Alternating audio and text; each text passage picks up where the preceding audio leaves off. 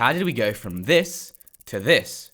In this video, we will go through different incentive policies and mechanisms that were introduced in the last 30 years or so that helped renewable energy uptake, such as feed-in tariffs, ROCs, and CfDs. Let's go somewhat chronologically and start with feed-in tariffs, or FITs. Feed-in tariffs, not to be confused with whatever the heck this is, are essentially a policy mechanism that guarantees a long-term contract for renewable energy generators, and it works like this. Generators of renewable energy, so this can be a household, a community-led project, or small-scale renewable farms, can enter the FIT scheme. They get a FIT generation payment for just generating renewable energy, and also a FIT export payment, which is set at a predetermined fixed price for exporting their surplus electricity to the grid. Generators benefit from a FIT scheme for around 20 years, and it is FIT licensees, which are the electricity suppliers, who are the ones paying the generators. This fundamentally supported businesses and households who wanted to develop renewable energy sources, such as solar PV, wind and hydro, as it created a steady financial incentive for them. So, when and where? First versions of feed-in tariffs were introduced in the US around 1978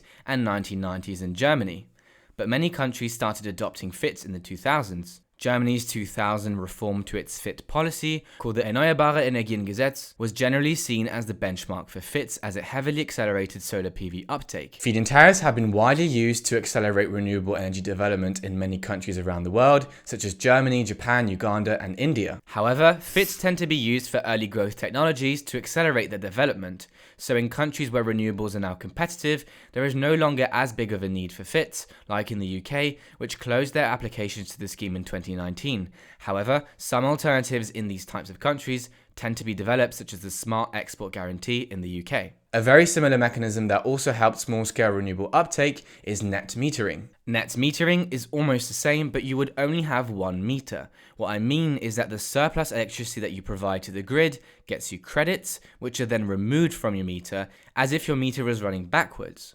Credit return can vary. For example, if it's 1-to-1, then for every kilowatt hour you put into the grid, that will remove 1 kilowatt hour from your bill.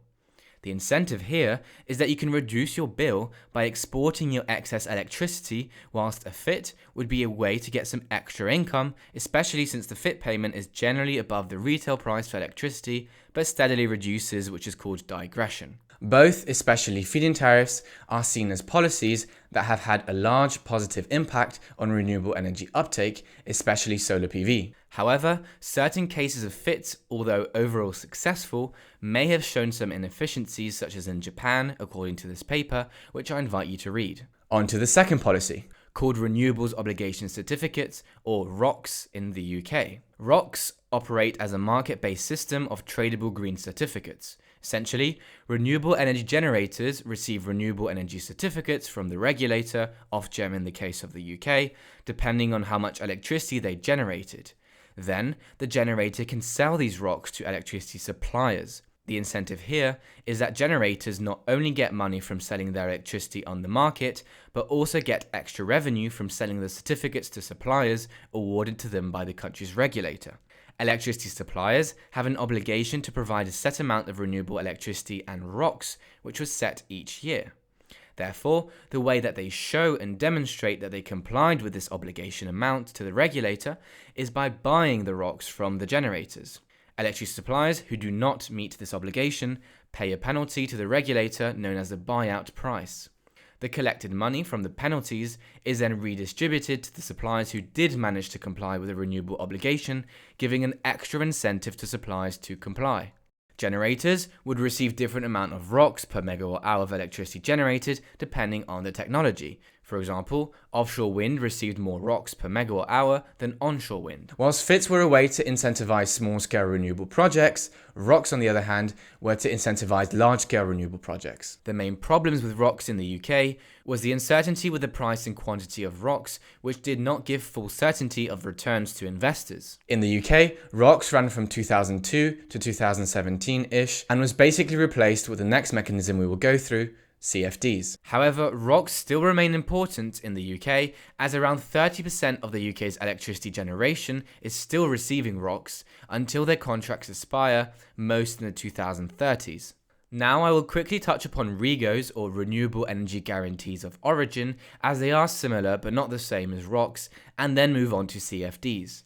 REGOs are basically a certificate that shows that your electricity comes from renewable sources. Companies purchase REGOs to prove clean energy consumption claims. It's more of a tracking scheme, not exactly financial like ROCs. Some equivalents of this elsewhere are guarantees of origin in Europe and renewable energy certificates in the US and South Korea, for example. The final mechanism of this video is contracts for difference, or CfDs. Renewable energy developers/generators bid against each other into a reverse auction, which, if successful, rewards them with a contracts for difference contract. In other words, reverse auctions happen yearly with an initial ceiling price, and then developers bid until a final lower price per megawatt hour is decided. Since the quantity of contracts given are limited, only those who bid low prices get contracts. Once they get their contract, this is how it works.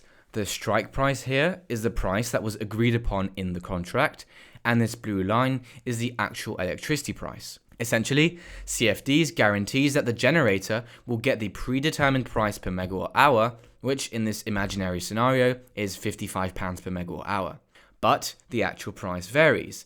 Therefore, when the actual price is above 55, then the generator needs to pay back that extra revenue to the low carbon contracts company in the UK, which is owned by the government. When the price is lower, then it's the reverse and the developer gets topped up to their agreed strike price. The idea behind CfDs is to absorb price fluctuations and de-risk investment in renewables by guaranteeing a known fixed price. So when and where? Denmark was the first to use CfDs in 2005, followed by the UK in 2013. CfDs aren't used everywhere, but there are more or less equivalents in certain European countries, such as France, with the complément de rémunération. Very recently though, it seems China is moving towards a similar auction-based mechanism too. Most countries tend to use simple power purchase agreements though.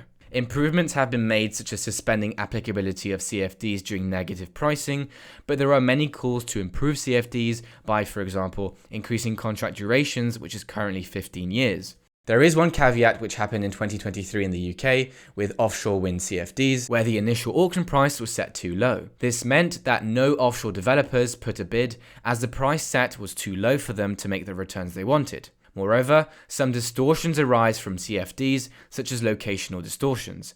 What I mean by this is that generators want to maximize how much they generate, as the price they get is guaranteed, and therefore may build projects in areas with a lot of wind, for example, but low demand, which increases transmission network stress. Overall, all of the following incentives I explained have been successful at increasing renewable energy uptake, some policies being more effective than others. Renewable energy policy and mechanisms are and should be continuously revised and improved. Therefore, knowing about the different policies that have helped shape the renewable energy transition for now is important. I also hope that this video showed you how important government and policy is, as it essentially sets the rules of the game and thus needs to be used much more ambitiously, which certain people who are delusionally in love with the idea that markets can solve everything on their own would disagree with.